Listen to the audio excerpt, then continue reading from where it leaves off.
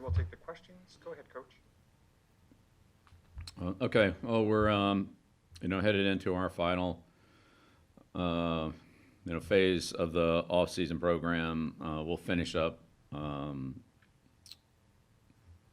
with rookies. Like they'll continue after this week. But as far as formal team activities, this is the final week here, and so always good to be able to pull things together here at the end and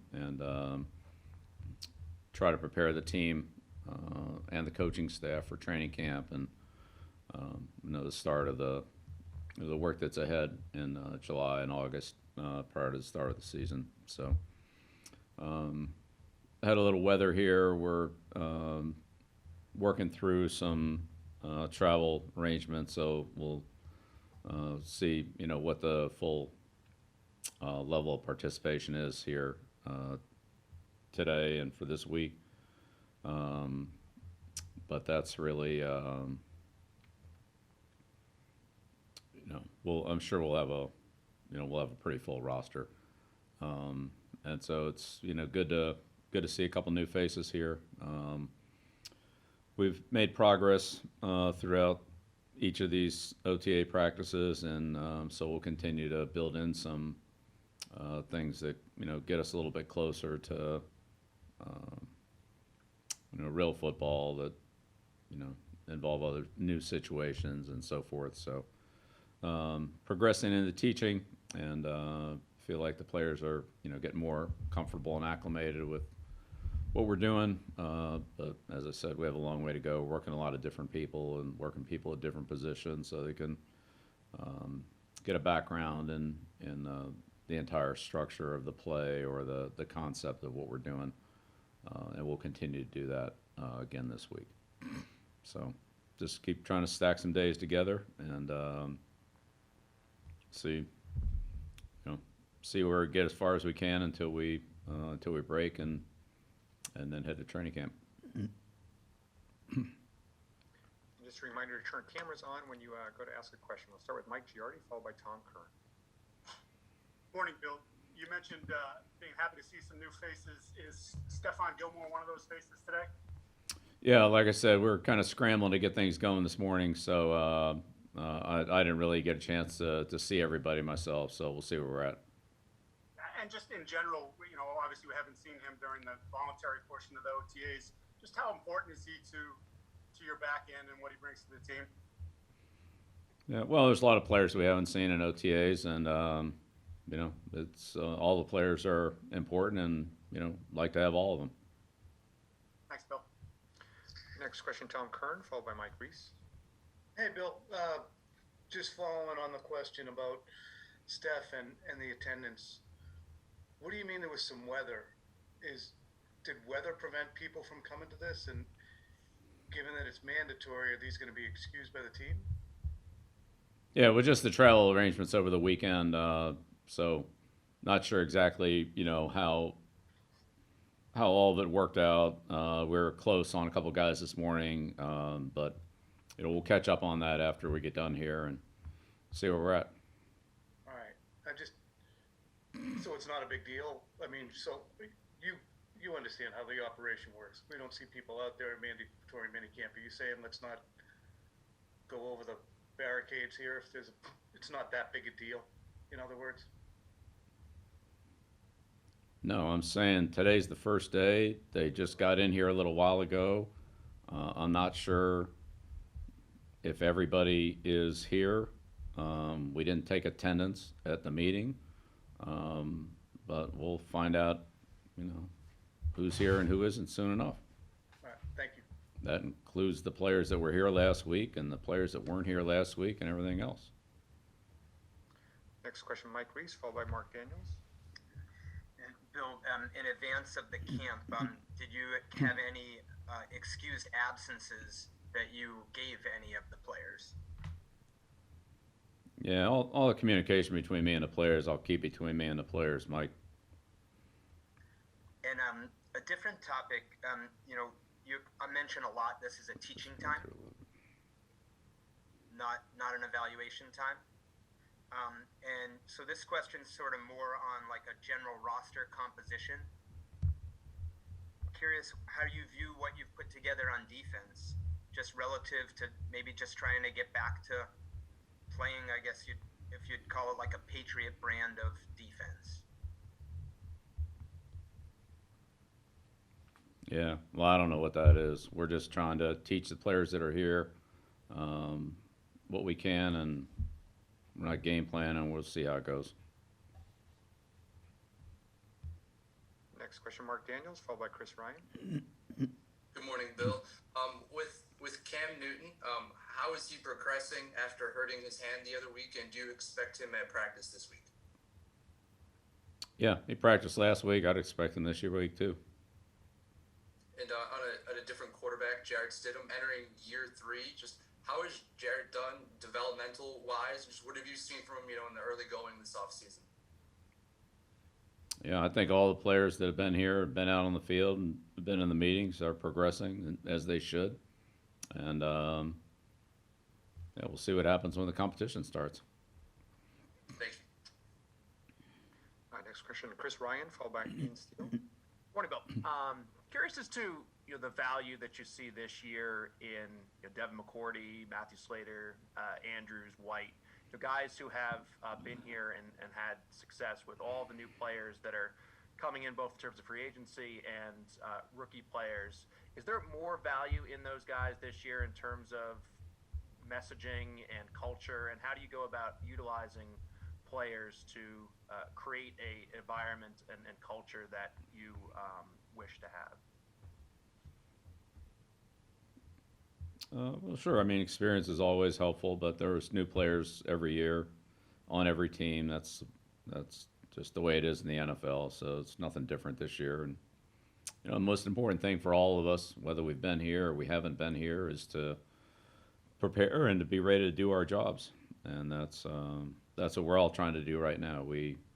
Players, coaches, head coaches, assistant coaches, position coaches, coordinators, veteran players, rookie players, players that have been signed from other teams. I mean, we're all doing the same thing. We're working on getting back to putting our game at the highest level, whatever those responsibilities are, and it'll be that way for a while. That's what we need to do for the 2021 season. So, will you talk to those guys individually as captains, or you just want them to be themselves and to create the environment that they normally create, or do you message via them? Yeah, we do a number of different things, and it's fluid. It's not the same every year. Next question, Ian Steele, followed by Dan Roach. Morning, Bill. Hey, Ian. I'm wondering, you kind of mentioned, how the OTAs and to some extent this mini camp is kind of a learning period. Will there be more competitive or evaluation drills and reps in this one, or is it kind of a similar, all teaching, all basic, all baseline stuff this week? Yeah, the practices are basically a continuation of what we've been doing. The rules structure on the mini camp's a little bit different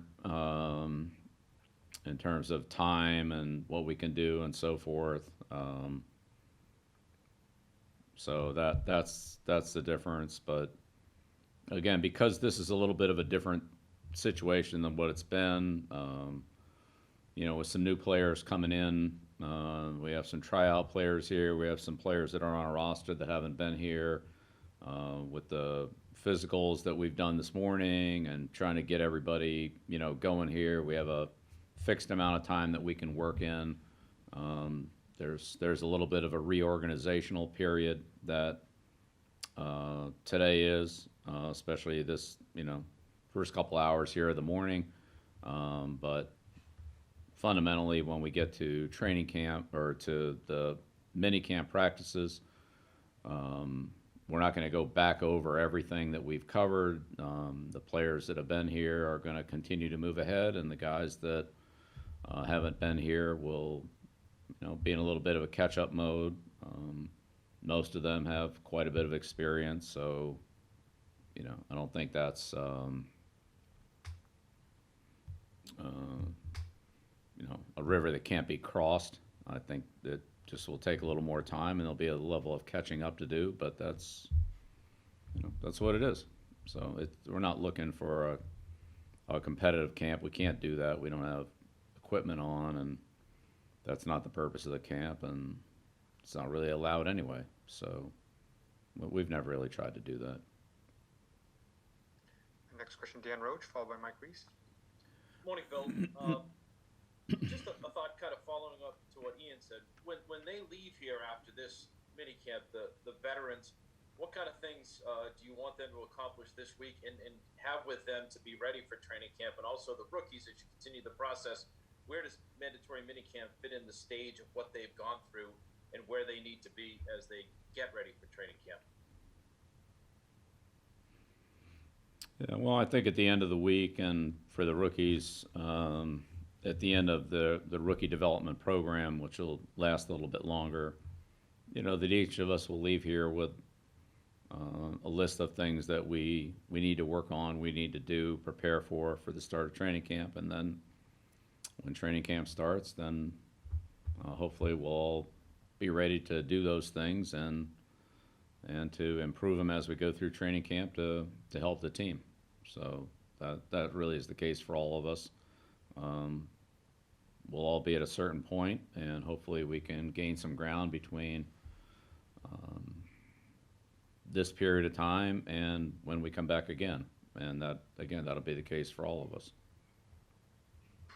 Two final questions, Mike Reese and Phil Perry.